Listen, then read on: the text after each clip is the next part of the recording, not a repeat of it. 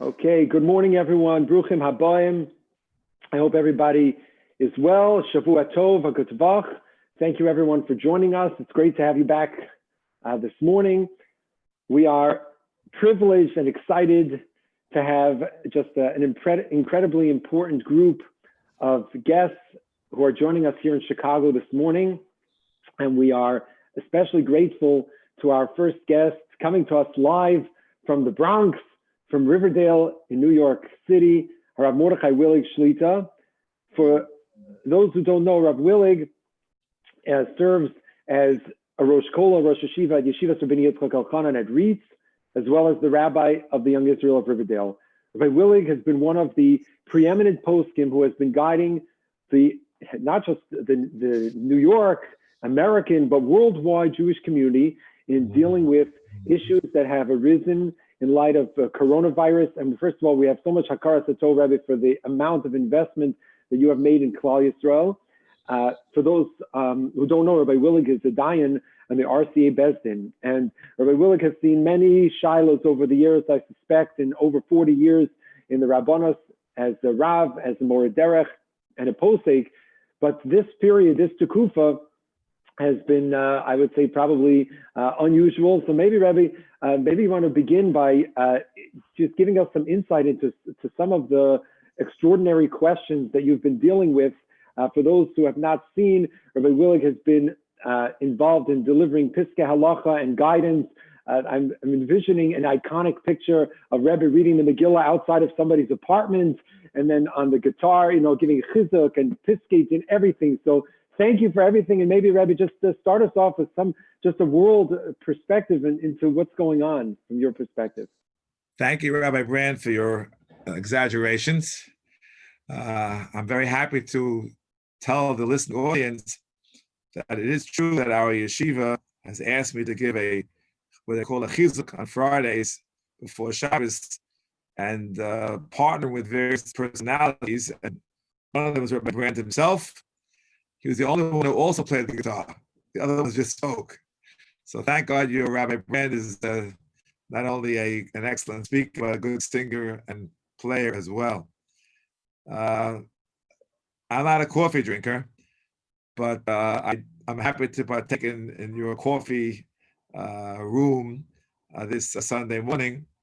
I want to tell you that perhaps the most significant new development in my life over this whole crisis is the Zoom that we're on right now. I didn't know what really Zoom really was till now, but ever since we closed, and we closed early on, I'm Zooming. And I'd like to talk about that first chapter. Perhaps most important of all, I'll give you some background. Here in New York, which, as you know, has been the epicenter of Corona, things developed in an interesting fashion. I'll speak personally because just give you an idea of how it affected me. On March 2nd, it was a Monday, my wife and I took off on a plane to Israel for my mitzvah of a grandson, that Shabbos. Things developed. We came back the next Sunday morning, early in the morning. It was March 8th, the day before Esther. And all of a sudden, everything's falling apart. You are right, correct. That very night, what happens, the day we left on a Monday night, Tuesday, New Rochelle blew up with a spreader. It was terrible. And that affected people directly because many of these New Rochelle kids studying SAR, they closed that very day, that Tuesday. Closed.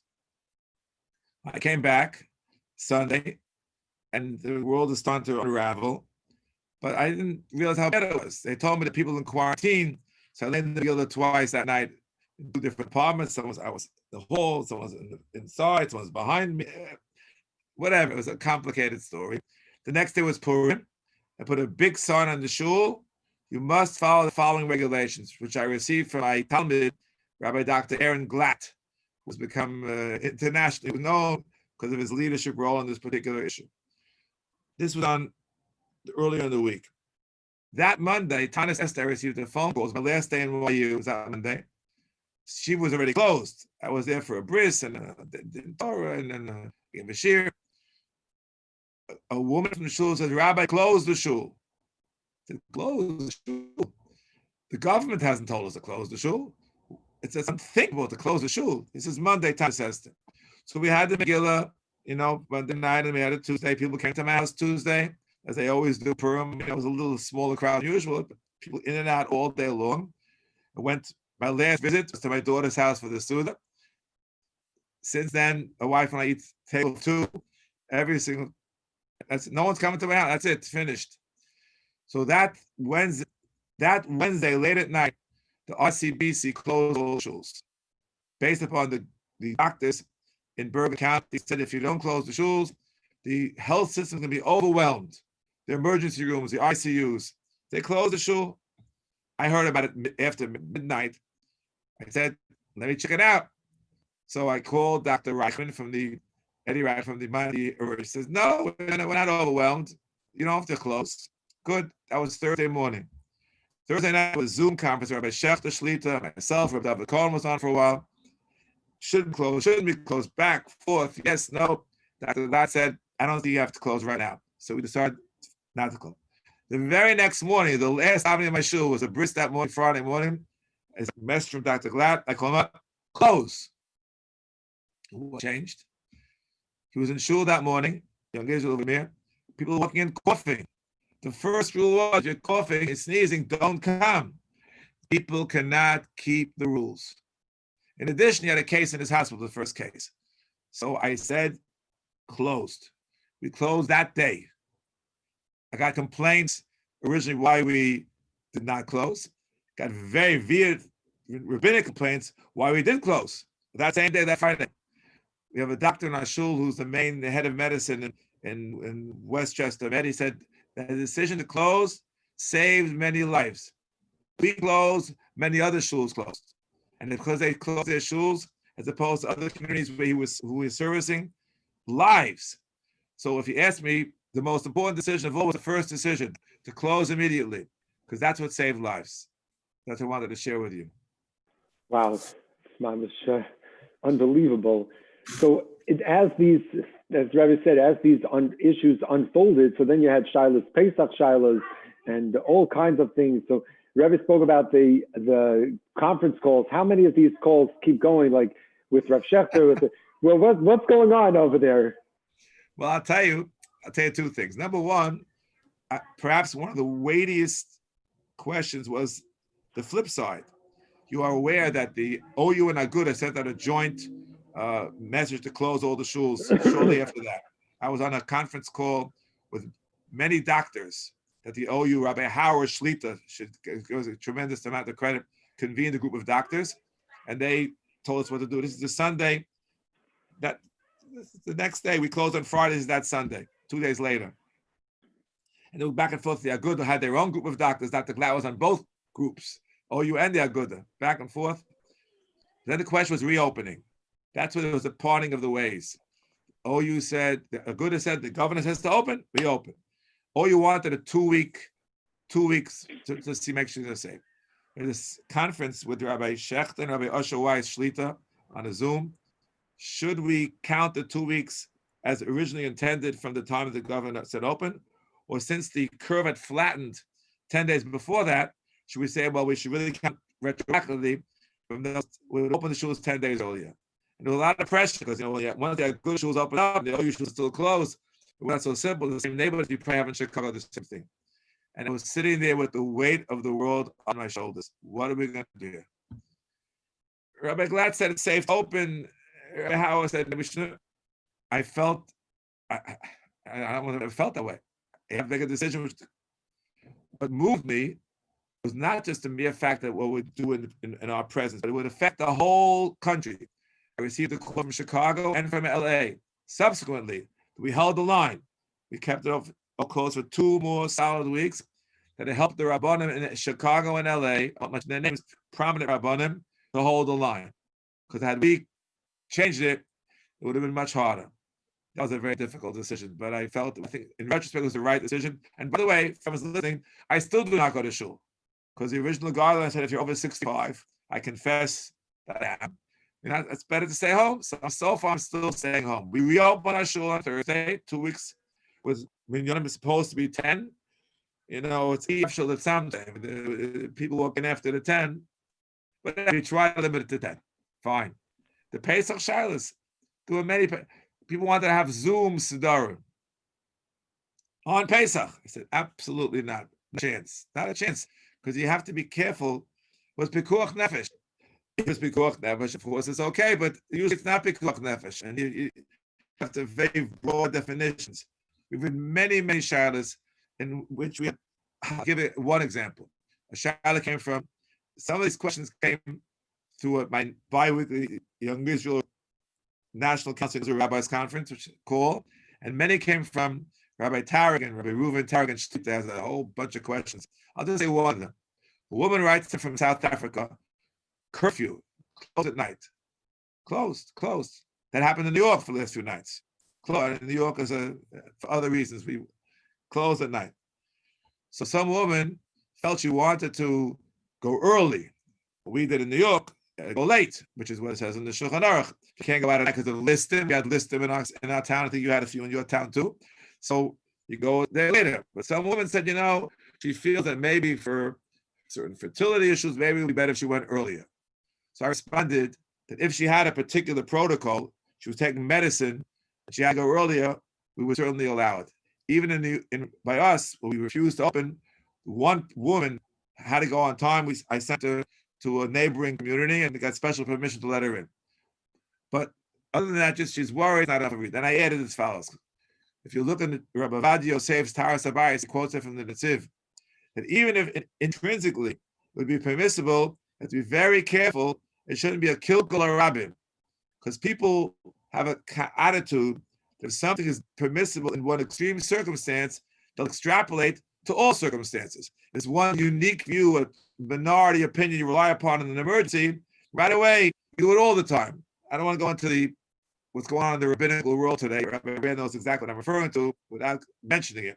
It's become a certain people, that's where they go. We found one rishon, we found one opinion, we found emergency, and they extrapolate. We have to fight against that. So I was very careful of that. But just an example of what's going on. The calls coming all the time. The numbers of shilas are about Tara. Can you do a Tara? You have to need a minyan for a kvura. These are weddings. I was ready to do a wedding with a total of 7 people, 4 men and 3 women. That's it. Just a rabbi, a witness, and the Kala was so afraid she chickened out even of that. Even that she didn't want to do. So we did the wedding with 10 people in the front yard 2 months later. It was more than 10. At that time, New Jersey had lifted the regulations somewhat. There are many questions that can you make a brach Tarani on a Zoom. So the rabbi said no, and I said yes. But time is not allowed to go into the details. We tried. I plan to name my first baby in 2 days from now at a bris, Zoom bris.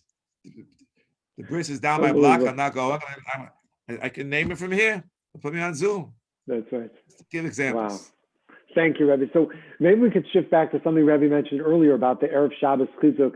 I know that in addition to dealing with the technical halachic issues, there's so many people, Nebuch, who, whether they have themselves been affected by this makkah, the family members, or people who are isolated, who are home. And so how has that turned out in terms of giving people chizuk? So I've been on the Zoom every day, 5 days a week, from Sunday to Thursday, since it began. We have Shir, Mincha, it's not a minyan, Avinu Malkeinu, 3 Prakim of Tillim, and then another Shir. From 6:30 to 7:30. I sometimes go a little bit later, but sometimes 6:30 and at 7:30 or a little bit later, not too much later. It's going on every single day. I pick a theme. First, we did about Hilchos Pesach. We learned the Talmud and Amud a day to make a siyum for Erev Pesach. Then we switched to Parshat Shavua after Mincha and various things before Mincha. And then aside from the Torah and people, not from my own shul, people from New Jersey, people from 5 towns, they somehow found out about it, they got on. It's a musical chizuk that's only once a week. That's Friday. Not the short one that I would do. It's a long one. I start at 5 o'clock. And we have chizuk for half an hour or so. It's various themes. Then we have a mincha. Then we have a musical Kalbach Kabbalah Shabbos. I never was a fan of all these things so much. but that's what people need. And I found out that they did it in Prague. They had musical Kabbalah Shabbos every week. I found out, so that's what I'm doing. And especially, Shachos we don't do, but a number of musical hallels. When it was regular hallel, Rosh Chodesh, with my talis and tefillin, I could not put a guitar in my hand with my talis and tefillin. We just sang the hallel together. But Yom Ha'atzmaut, Yom Yerushalayim, when we did the hallel at the end, without talis and tefillin, then the guitar came out, and there's all kinds of things. Because people chizuk. Everyone's job is to give people chizuk. That's our job. We have to help the people. I know my time is up. You told me 15 minutes. Let me end with this. Yeah. And my most recent Erev Shabbos chizuk, which by the way is petering out, much fewer people because thank God the shul's already open now. But there was still over 50 people. How many? 3 screens. I ended my last one was sort of in memory of Rebbe Lamb. I started with a niggin from Baruch Elokeinu that we sing at the Chag HaSmichos. Another niggin, and the last niggin, I sang Nachamu. Nachamu Lashon Osos Nachum, Nachum Lamb. And that's what HaKadosh Baruch Hu says, Nachamu, Nachamu Ami. He's not talking to the people, he's talking to the Rabbanim, the Nevi'im at the time. Yom HaLokechem. It's our responsibility to give consolation and solace to people who are suffering. And if it means taking out a guitar, take out whatever it means, whatever it takes. Saying a shir, chizuk. I give it very often a little brief morning WhatsApp message in the mornings just to give chizuk. That's our job, to help people out halachically, chizuk-wise. We hope and pray that Kadosh Baruch Hu, He should bring a quick end to this crisis, and all those who are sick, and there are many people still sick, as we well know, throughout the country and the world, should have a refuah shalema. And somehow, Kadosh Baruch Hu, the same as He brought it on us suddenly, should take it away from us suddenly, whether it be a vaccine or any other way, and Kadosh Baruch Hu, to do it in a split second. We pray for that day, and ultimately pray for the Gula Shem Amen. Thank you for letting me join you in your coffee room. Amen. Thank you so much, Rebbe. Thank you for the chizuk and just listening to your orientations. Machazik, all of us, to be positive during this time and to pay it forward, to be machazik other people. So you should be gezind, good health Amen. for you, to the Rebbetzin. And whenever you get back to shul, I'm sure it'll be geschmack. But even in the meantime, you should just keep being machazik, all of us, the Balabatim in Riverdale and YU and the whole world. So thank you, Rebbe. Be well. Have a great week of Shavua Tov. You too. Kol Tov. Thank you, Rebbe. Kol Tov. Be well. Bye. We thank Rabbi Willig for taking the time with us, and we welcome Rabbi Shalom Fishbane. Shalom Aleichem, Bruchim Habayim. Are you home now, or you're in the office? Where are you now? I'm home. Okay, so for those who don't know, Rabbi Shalom Fishbane, who is the I would say the architect and the oh, Daddy, can you please help me? Did you hear that? I can't at the moment, but maybe one of your siblings can.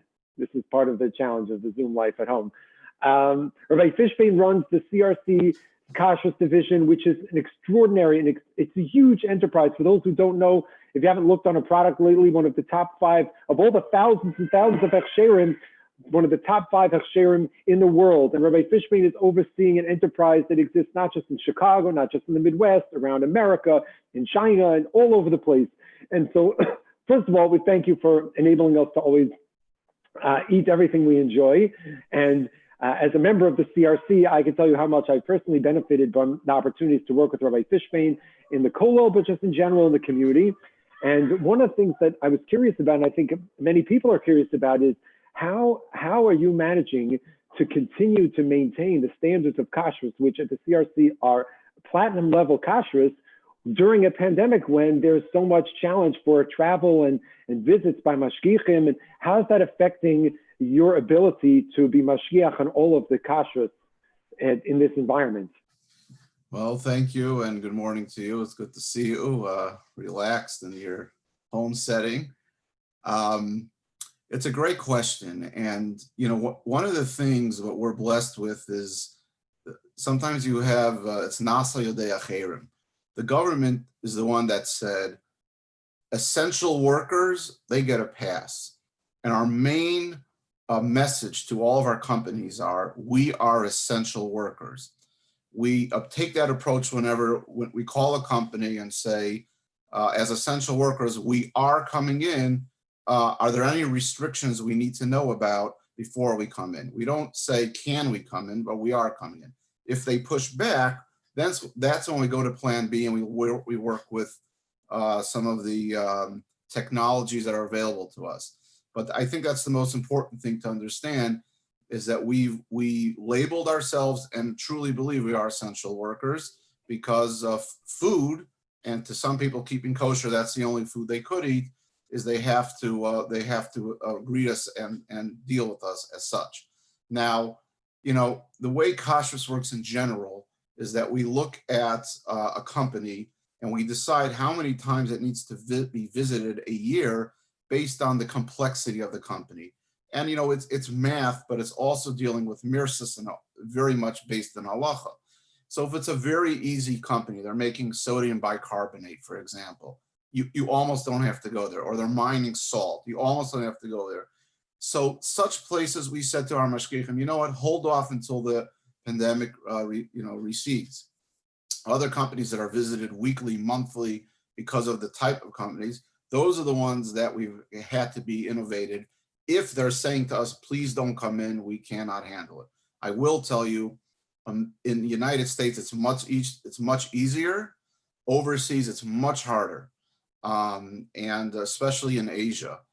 There's, to my knowledge right now, a handful of mashgichim that, let's say in Asia and China especially, you can't enter a building unless you have there's a certain like green card almost that the government gives you a pass. We do have one mashgiach that has that, but using that one mashgiach, most of the shluchim that live in China that do our work for us actually are waiting it out in Israel and the United States, whatnot. So there's this one guy out there who has that green card, and everyone's tapping on his shoulder to go to my place. But the good news is the CRC policy in general is that we don't give hashgacha, especially in China, unless it's what we call a group 1. It's something that almost doesn't need hashgacha. It's very easy stuff. So, we're good with that. So first of all, I guess, shkoyach, and thank you, because I don't think I ever realized that there are mashgichim who are putting themselves out there to visit plants. Yes. That's a tremendous mysterious nefesh. So I think the realization, at least I was never aware of that they're like healthcare workers. They're going out there and putting themselves in harm's way and going to plants and exposing themselves. So that's a tremendous thank you to all of the RCs in the field who are out there. So thank you on behalf of all of us. Thank you. But maybe to allude to, you alluded to this, the issue of using technology. So what are some of the things that people are using, maybe some things that people weren't necessarily aware of during regular times, and how do you use those now during these unusual times? I want to start off by saying this, there's always a bracha in everything that Kadosh Baruch Hu gives us, even things like pandemics and changing up things. And we're beginning to see some, I'll call it benefits by some of the innovative things we're doing with technology that honestly, I think will keep going once we can even go back in.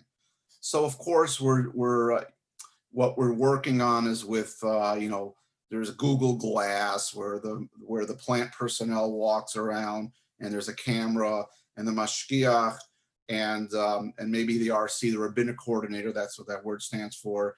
The mashgiach can be sitting in his home in Austin, Texas, the RC sitting in Chicago, and the plant personnel sitting on Lowell, Texas, and he's walking around, and all three of us are saying, okay, turn here, stop here, pick up the box, whether it's with the Zoom, with the Skype, the various things. Obviously, the older mashgichim are having a hard time with all these things. They're still trying to fax, how do I press this? It's hilarious. And there's cute things like, even something like we didn't anticipate when the plant personnel is turning this way, there's like almost motion sickness. But what we're noticing is that we can actually do visitations with a lot more people with expertise. Let's say we have an expert from our office who knows a lot about making a flavor. And then you have the mashgiach, and they can be in various places, but they're all doing the inspection at one time. That's a huge thing. And it's giving us insight into how the plant works, where I honestly think going forward, as I said, when we come back to regular visitations, maybe we should be doing this once a year where so many people are involved. And I want to tell you one other benefit we've seen, and this is subtle but really great. you know, when we walk around in a plant, so the mashgiach walks around and he has his like clipboard or iPad or whatnot with all of the ingredients that are allowed. And the plant guy walks next to him and he stops the mashgiach, he looks, and the plant guy's kind of just escorting him to answer questions, but he's thinking about a million things. He's just waiting for the rabbi to finish and to kind of sign off and say, okay, everything's good today. All of a sudden, the plant guy is doing the inspection, helping us do the inspection. He's deep into understanding why we're asking something. Wait, stop there. But what about this? Now he's thinking kosher from a whole different perspective. It's open. He's involved now. And that actually is benefiting kashrus on a much higher level because now he has to understand why we're stopping him and why this is opposed to him standing alone. So to answer your question, technology, all of the stuff that, you know, you seem to be on the forefront here with YouTube and all that, but we're using all of those things where we're tapping into, you know, signing into some of the computers from the companies, looking at the formulas. There's something called a where used, where an ingredient that might be sensitive, you can type in where is it used in all of your formulas, it pops up. Oh gosh, I think we're kosher, and you know, stuff like that. But the technology is already made for us, and you know, there's no real chedushim, but the benefits that we're seeing from this, I think it's going to be long term, and I'm really excited about that. It's amazing. You mentioned a minute ago the sensitive ingredients. Not everybody even realizes. Maybe give us an example of an ingredient that is a sensitive ingredient that nobody would ever imagine is a sensitive ingredient.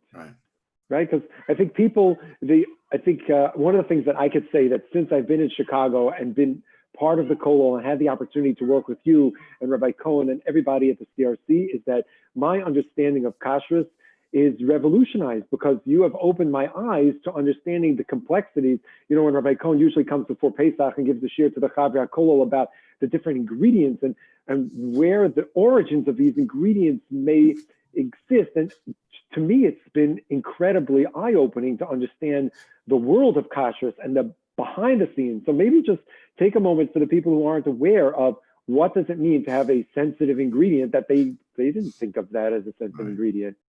So let me tell you two things on that. Number one is one of the most sensitive ingredients is something called glycerin. Okay, glycerin is a sweet fat, and you can either make it from a plant or you can make it from an animal. And once you convert it to glycerin, which is in everything that is liquid and you want it to have a fatty, sweet, like whether it's a medicine or it's a food or it's you're even making alcohol or you know gasoline somehow. It's amazing. It's not. We don't have enough time to go into glycerin, but glycerin made from tallow, which is animal fat. Once you convert it to glycerin, you can never really trace back the way the chemical's set up. It's a backward E for those that know chemistry. You can never trace back where it came from. So therefore, glycerin is a big thing, and especially when the market has the non-kosher glycerin, the animal-based glycerin, cheaper than vegetable, you always have to be aware of that. So let me just tell you what we've been finding incredibly. We've been walking into factories and companies that don't even use glycerin, okay? And we're finding non-kosher glycerin walking around. And you know, talking before about doing virtual visitations for an actual. So this happened recently. This mashgiach, elderly, he couldn't go out. He's, you know, high risk. He's been doing virtual, and finally the company needed a special run where he had to actually make the product kosher. As you know, Rabbi, that there's two types of certifications. There's the one that you're a shomer, where you're watching to make sure everything is kosher, and then there's the one you're making kosher. Like cheese, you have to put in the rennet to make it kosher, or you have to crush the wine, or shchita, all of those things. So he had to go in and make something kosher. And he walks in and he sees glycerin, non-kosher glycerin. He says, what is going on here? Now, until now, when he was doing virtual, he had not seen it because he never even bothered to tell the plant guy, go over there to look for glycerin, because they never had. It turned out, and this we're seeing in many companies now are making their own hand sanitizers for their personnel, which is much cheaper. Glycerin is a big part of hand sanitizer, and they're buying trefa glycerin to make hand sanitizer. They're making it on their kosher kalim, on their lines, And of course, they didn't think to tell us or to tell the Ashkacha, because no, Rabbi, it's not going into food. They didn't think, oh my gosh, that's right, it makes them not. So that's something fascinating that came out through COVID. But let me just address your other point, and I don't know the time, so you'll have to tell me. I have a lot to say. You're good. Don't worry. Okay, so this actually came to us pretty recently, where the FDA sent out the recommendations for labeling, and basically, and I have it in front of me, and I'll read you a couple words. That as a result of COVID-19 pandemic, the food industry has informed us that there are supply disruptions and shortage of some ingredients, and basically, the FDA said we're giving you a pass to switch around ingredients and not need to label it, because there's no way, there is a big shortage of ingredients, okay? So let's say one of the examples they give is that you put in oat flour. You can't get oat flour, you can only get rice flour. Go ahead, said the FDA, and you don't even have to tell anybody.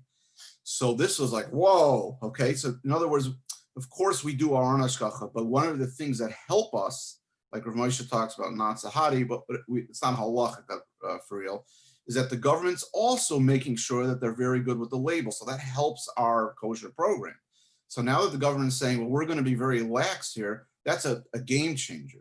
So they gave lots of examples. And one of the things they listen, if it's more than 2%, you can't change it without putting a sticker on the label.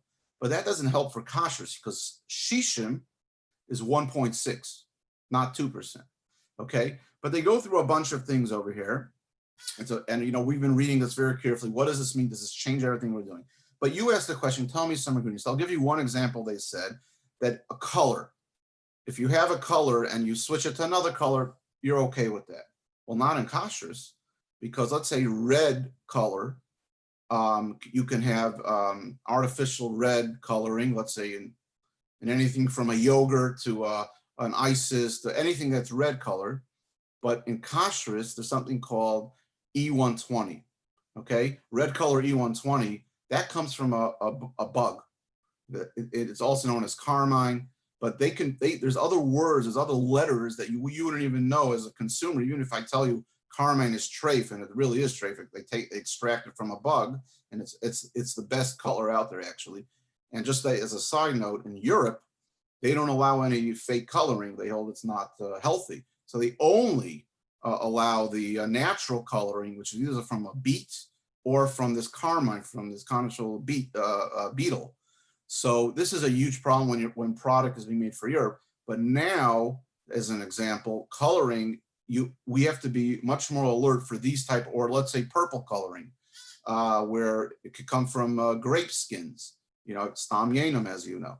So coloring would be a big example of something we're looking at, and that's obviously under 2%, and we're looking at that carefully. I mean, the good news is that the government did say, let's say about the fats, because now that treif fat is cheaper, the government did say to the companies, although we're giving you a pass on switching in and out of things, but if it changes the nature, if let's say, and they actually gave an example, if you've only been using vegetable fat, and now you want to switch to a cheaper animal fat, that you need to put on the label as a sticker, because that actually changes the nature, and the customer will be very upset about it. So that's one of many, many examples that we're dealing with now. Amazing. I just want to thank you for enlightening us, because I think this is an entire universe that you're immersed in all the time, but the average consumer who just picks it off the shelf in the store somewhere doesn't necessarily appreciate or understand the complexity, and your ability to be on the front lines together. You know, for those who don't know, ACO, the Association of Kashrus Organizations that was founded by the CRC, the top 5 kashrus organizations, I assume that you're in touch all the time. You know, you're providing that level of essential service to our community. So thank you. I want to tell you that we actually started an ACO Corona committee, where the heads of the organizations get together on the phone and talk about what's the latest effect that's happening because of Corona, and let's all agree to do the same type of thing. So let's say a company in China wants an initial inspection. I'll let you go after this. Sure. And they'll say, and we'll say, no, we don't do initials during Corona. We have to be in person. We can't do it virtually. Okay, I'll go to another agency. So if we're all agreeing that this is the right standard, it helps all of Kashrus and all of the consumers. So thank you so much. Be well, be gesund. Hope to see you again in person very soon. All the best. Thank you for the time. Okay, Wonderful to have you as always. Great to see you. Same here. Rabbi Shalom Fishbane, amazing resource here as part of our Chicago community. Thank you for the time. And we are now welcoming a special guest. Rabbi Crandall, can you hear me and see me? I can't hear you yet. One second, you got to tap the unmute. I don't know if I can unmute. Okay, yeah. Oh, now I hear you. Okay. Great. All right, Bruchim Habayim, welcome. Great to see you. How are things down in West Rogers Park? How's your family? It's not so far from Skokie. Baruch Hashem, we're doing fine. All right. Well, thank you for taking the time. Rabbi Shlomo Crandall is the head of our Midwest branch, our Chicago branch of Chai Lifeline. And as I assume most people in this conversation are aware, Chai Lifeline provides crucial services to members of our community who are affected, Rahman al-Islam, by health challenges in a variety of ways. And it's our schus, it's an opportunity for us to hear from Rabbi Crandall about what Chai Lifeline is doing to support families who ordinarily would be facing challenges and now are facing, a compounded challenge in a whole host of ways, and to be able to make us more sensitive and understanding what's going on out there. Usually one of the great, wonderful perks of the Kollel is this time of year in June. Baruch Hashem, we've been invited, thanks to one of our shared supporters and partners, both between Chai Lifeline and the Kollel. We come with Chai Lifeline usually right around this time. We go to a trip to an amusement park together with the Chai Lifeline families, which is amazing, and it's eye-opening, and it reminds us to open our hearts to those who don't have the bracha of health like their Rebbe Shalom has given so many of us. So, something that I think about this time in specific, we're not going to have this trip this year, but maybe you can be mashlim that a little bit and share with us something, perspective on what people are going through and how you're supporting them. Sure. It's a fascinating time. It's one never really could imagine what like 4 months ago. What we took a group of kids to Israel in January, and then we got back, and the world changed very, very, very, very quickly. You're dealing with a group of children and families that are, to begin with, are sick and a sense of loneliness they feel.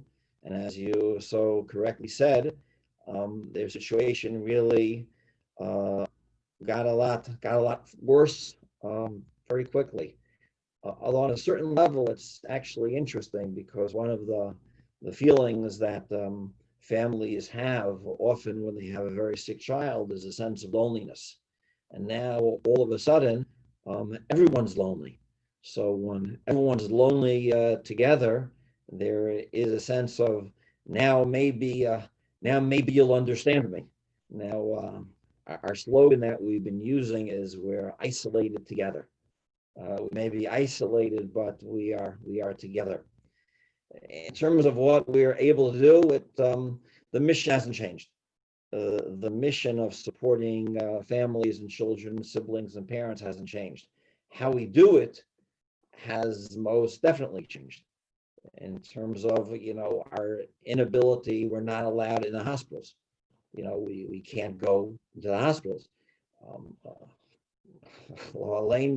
Parents, at times that parents aren't allowed to be with their children. We had recently a new diagnosis actually this past week, and the parents were not allowed to be with their son. Their son was a little bit older, wasn't, was a little bit older, leave out the age exactly for now, but the parents weren't allowed to be with him. And that's heartbreaking. It's heartbreaking. Parents play a crucial role, more than even Chai Lifeline advocates. Parents are advocates, so we're advocates as parents. And if the parents can't be there, it becomes very, very difficult.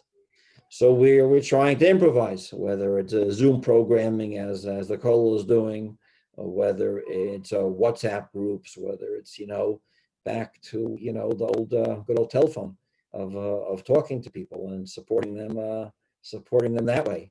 Whether it's social distancing as it's a new word in the English language that we've all become very accustomed to. So new challenges, and we are attempting to stand up to them. Yeah, and what about, the regular Hamonam, us average Jews out there? What is it that we can do if we know of a family, or where can people get involved in a Chai Lifeline? What can people do during this time to assist in your effort to be machazik to families? So it's interesting. Actually, people could actually get, on a certain level, more involved. It's easier to get more involved than before.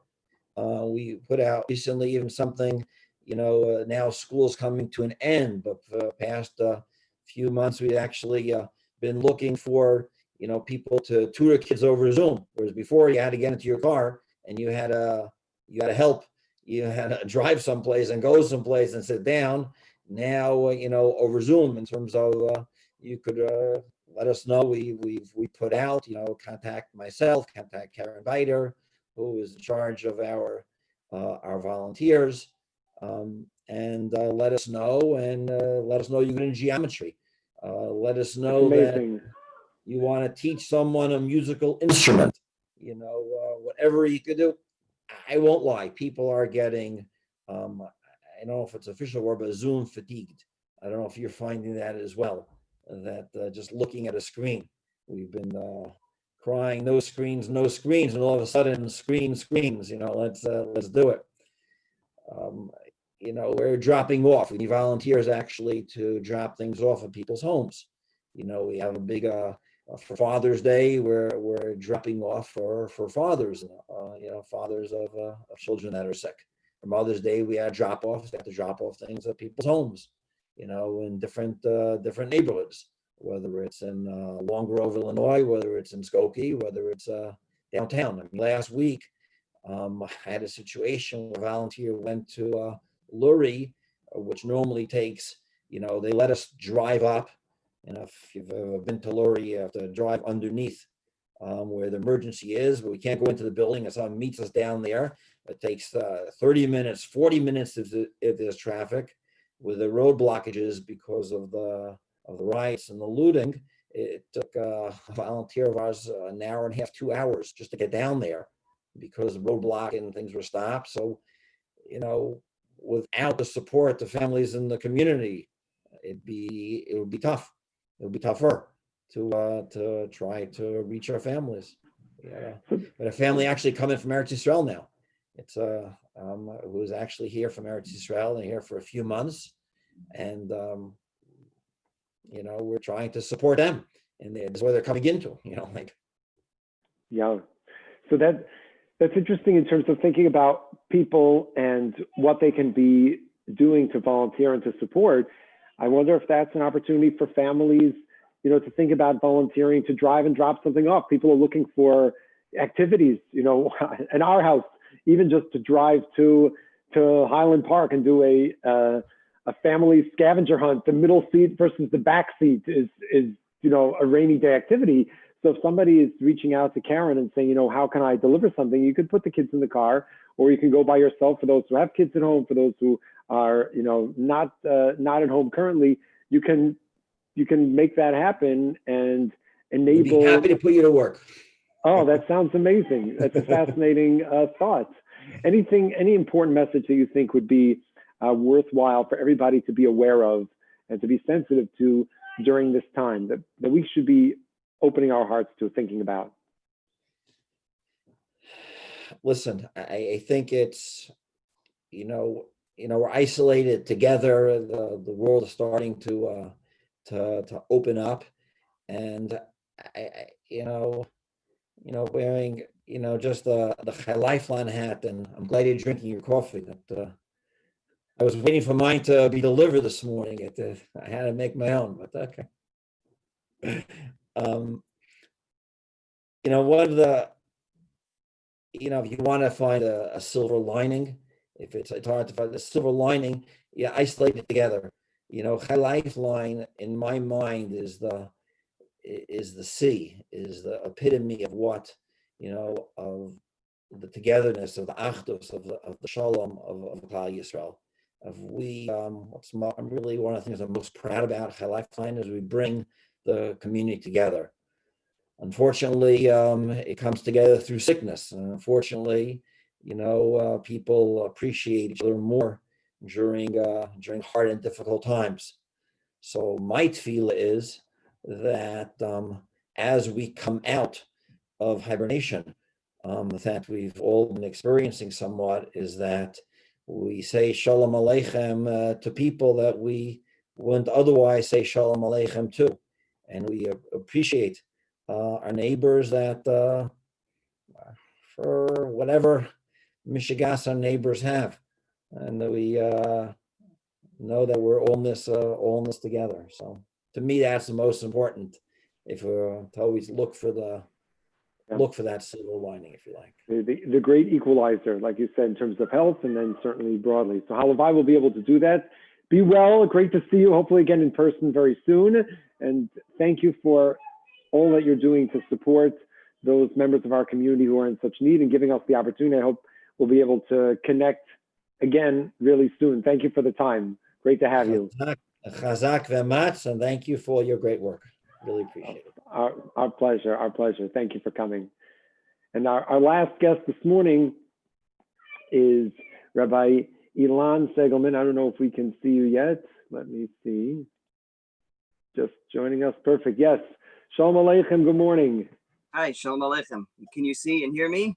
Yes, we got it. Perfect. Welcome to Chicago. Thank you for taking the time. Thank you for having me. Rabbi Segelman is the American rabbinic personality to represent a really important organization for which the Jewish people as a whole, and I personally have great hakaras hatov, and that's called Machon Pua.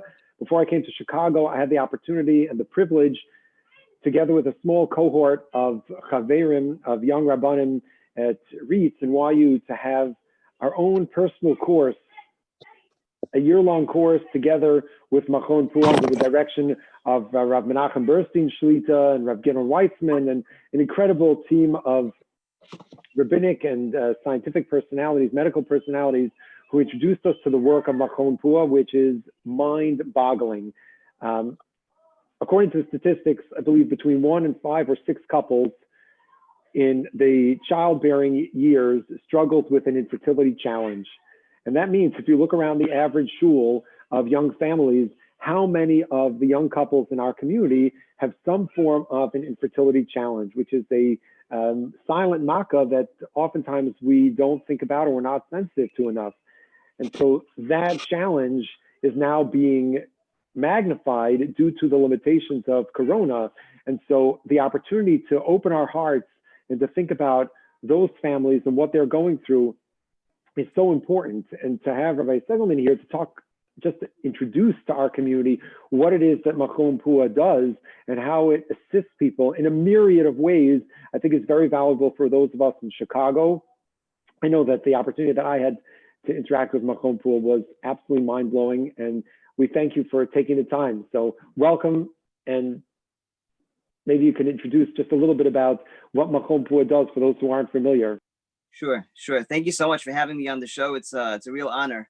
Speaking of which, the course that you mentioned, I had the privilege to teach that course to the Kol Elyon this past year in YU. So Baruch Hashem, and there was a bechina at the end, a test at the end for everyone who completed the coursework. They got a certificate from Machon Pua and YU. The organization, as you mentioned before, really strives to help all those couples, and the truth is singles as well, with fertility preservation, as there are many older singles who are unfortunately not married, and fertility is an issue. So really, the whole Jewish community with this issue of infertility. Let's just as a basic overview of the organization, we do we have three basic missions that we strive for on a daily basis. We supply and provide supervision in the labs, which is really how Machon Pua began 30 years ago in Israel, where basically, just to be as brief and concise as possible, but the fertility process should have some type of halachic accompaniment. And Machon Pua from A to Z is there to help you navigate all of the challenges that could come up with the friction between medicine, fertility, reproductive medicine, and halacha. We're really there to hold your hand through the entire process. In addition to the supervision, we do education, which has been really, really important right now during coronavirus. The educational piece, the information, the education, just the conversation between ourselves and the Jewish community is so important, especially at a time when people are at a loss. They don't know where to turn. They don't know what's safe, what's not safe. They don't know what's accepted, what's not acceptable. Through the emotional challenges, the halachic challenges, the medical challenges, as well as our third mission is that of guidance and support, making sure that everyone has a resource that they can turn to, a halachic resource, an emotional resource, from A to Z, really, to make sure that the journey, as challenging as it is, can be as successful as possible. Well, thank you for giving that overview in terms of how it relates to Corona right now. So obviously, I remember I have been in some of those labs, the little hashgacha, plumba type of things, seeing those, for myself and what that means and the significance of that. What has Corona done to affect couples who are dealing with fertility challenges? What do you see as the unique challenges that are compounded now? Yeah. Let me take a step back, and we'll make it more inclusive. When Corona first hit, so there were a lot of questions that people were asking Machon Puah. The phones were off the hook.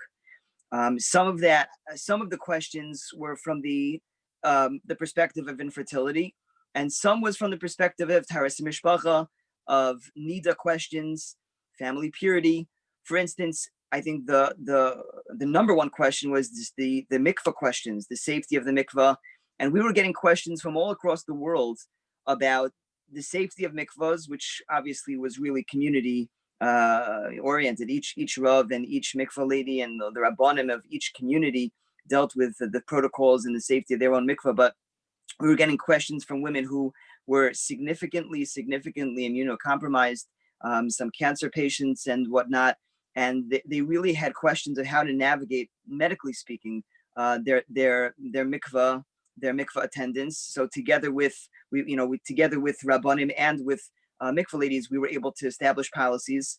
Weddings were being pushed up. A tremendous amount of weddings were being scheduled with moments' notice. And all of the questions with Hilchos Nida, usually the Kala doesn't prepare for a wedding, 7 days in advance. And here we were scheduling weddings for the following week or sometimes later in the week, and navigating the complicated, sophisticated questions of Nida that don't typically come up on a day-to-day, year-to-year basis. And then when we enter the world of fertility and infertility, there were questions of people. People had all different types of emotions, mixed emotions. People were unsure whether they wanted to get pregnant at this point because of the fear and the risks of coronavirus. And people were at the other end of the spectrum. They were upset that they were told that they weren't able to continue with their treatments. Right when everything hit, I think across the country, fertility centers closed. And it was devastating for people in the middle of their cycles, or people who were anticipating beginning a cycle, especially if they wanted to get something in right before Pesach. And then they were told they were going to have to put all treatment on a pause for 1 month, 2 months. And at that point, doctors didn't even know when they would be able to resume treatment. So it was really, really devastating. The calls that we were getting from women, from couples, and from men as well, it's a devastating experience. What are we supposed to do with this pause that may be this indefinite pause? We don't know when these restrictions are going to be lifted. It was a very, very hard time emotionally for people, as well as physically and medically. People really had, even the doctors didn't have any answers, whether there's a risk to pregnancy, whether there's no risk, whether it's healthy and safe to resume treatment, or whether it's unsafe. It was a really complicated time with a lot of unknowns, a lot of question marks. And we were just doing our best to send out short videos of encouragement and chizuk, and our lines are, our hotlines were always open. We upped our hours actually. Some people were firing staff, unfortunately, letting people go. We were hiring more and more people to see how we could reach the masses from a social media perspective, the virtual platforms. We were doing really everything that we could to calm people's nerves and to hope to be there in any way that we could. It's amazing. You're talking now about, the medical challenges. Do you get the sense that things are starting to open up more? Is that back on track in terms of reproductive endocrinology? Are the offices opening up? Are people getting the help that they need?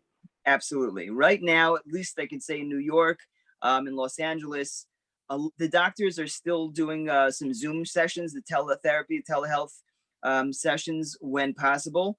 A lot of the blood work and monitoring the ultrasounds have to be done in person. So they haven't figured out the technology to do a Zoom ultrasound yet. But up until that point, people are still going into the office, and a lot of treatment has resumed. Even what we would call real elective things, which are not people. That was the controversy in of itself when they initially called fertility something that was elective, and the emotional response to such a statement that my family is elective. You don't think that my family is something which is essential. It was very difficult for people, and luckily that changed shortly after it began. But for the most part, people really have right now. People have resumed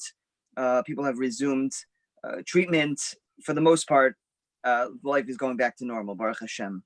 It's amazing. It's actually an opportunity for me to the first point that you made now to talk about a hotline, which is that Baruch Hashem, the Kollel, through our Neely effort, I know that you had a chance to connect with some of the resources that we have here. Here in Chicago, several years ago, we started a local hotline for local women in Chicago to connect with local college teachers who can provide support, education, and also answer questions based on forwarding those questions to local rabbanim.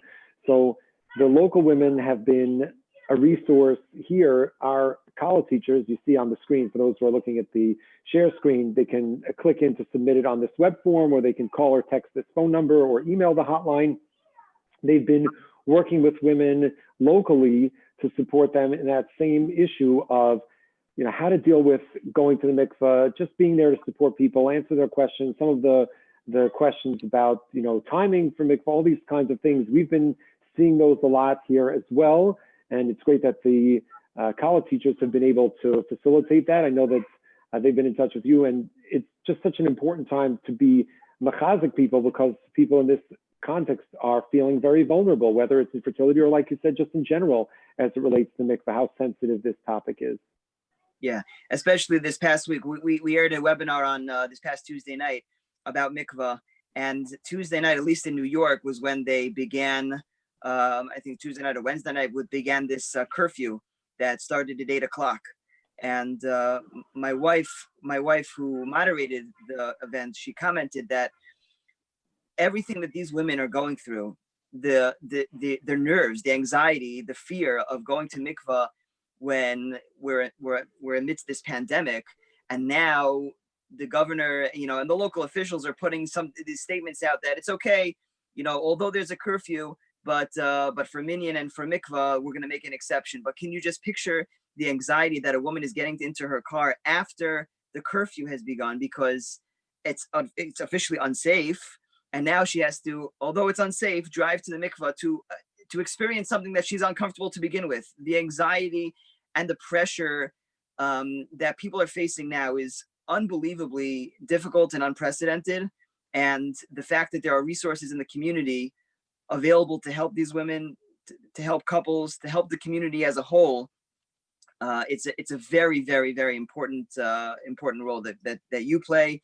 And it was really a pleasure to talk to the Neely representatives, because the more partnerships, the more opportunities, the more relationships, and the more we can help the Jewish community is such a zchus. It's a tremendous honor, at least for me and for you and for the entire leadership of the Jewish community as a whole. And I think that I think that when you consider what the world has gone through and I'm not speaking myself, but in general, the Jewish leadership, whatever form that takes, whatever flavor and anything, the Jewish leadership has stepped up to help the community in every area, whether it was before Pesach, preparing for Pesach, and the mikvah, and all different areas of life.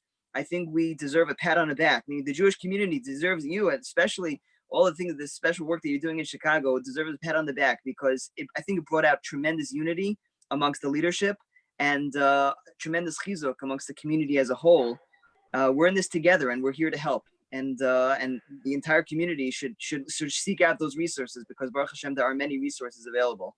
Yes, well, thank you. Very kind words. But that point at the end of how we're in it together, one of the things that we focus on is our kollel is a local resource, and we're balancing and trying to be able to serve our community by connecting with the broader community. So just this conversation, this morning, having people here in Chicago who are serving our community, but even people beyond, yourself and Rabbi Willig Shlita and so many others, that's part of what this has brought out, like you said, in terms of the best opportunities that we've had to be local, but at the same time, benefit from the national and international resources. So maybe just in closing, if people want to reach out and need that chizuk from Machon Puah, where are they going to find it? Where should they go?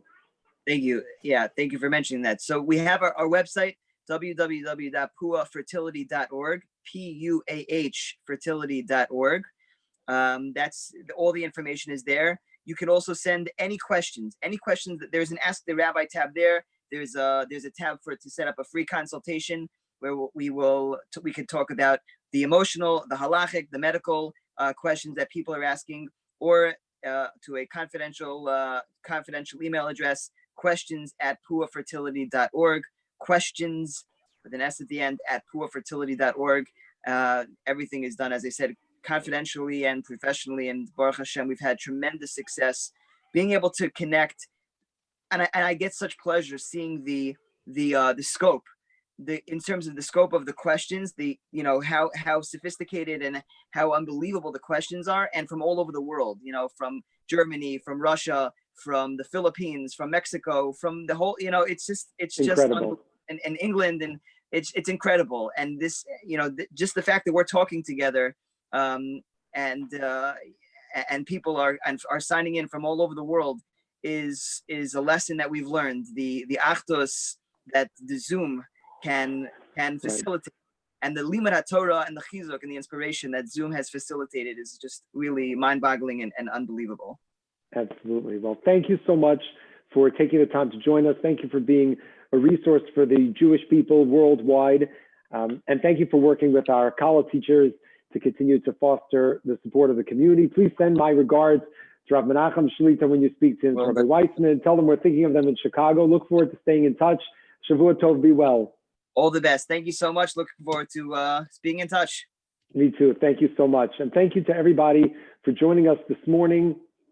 Incredible opportunity to welcome all our special guests and to continue to grow during this unusual time, to listen to Rabbi Willig and hear how someone takes the responsibility for Klal Yisrael so seriously on their shoulders and answering the questions and giving us guidance out here in Chicago from a world's perspective to understand what our Chicago Rabbinical Council is providing in terms of kashrus and what that supervision means to us as consumers, to open our hearts and realize there are opportunities to help people in our community through Chai Lifeline, and to think about from the perspective of a couple standpoint and infertility, but in mikveh in general, to create that sensitivity, to realize the resource that Machon Puah has, and as well as our own college teacher resource that we have here in Chicago. We thank you all for listening. We invite you to continue to join us with the kollel. Last week, we had an incredible evening through the doctor's lens with Rabbi Dr. Eddie. Last week was Rabbi Dr. Aaron Glatt, and this Thursday night, please God, with Rabbi Dr. Eddie Reichman. It's going to be a continued challenge to deal with the limitations that we have, but thank God through the technology, as was mentioned, and the other means, we're going to continue to serve our community. And please God, we'll have the opportunity to connect with each other, to continue to grow in our learning and our connection to HaKadosh Baruch Hu. So thank you so much. For those who are looking for the Taharas Mishpacha resource, it's now on your screen. Wish everyone Shavua Tov. Have a great week. Take care. Look forward to seeing you, please God, next week. Bye-bye.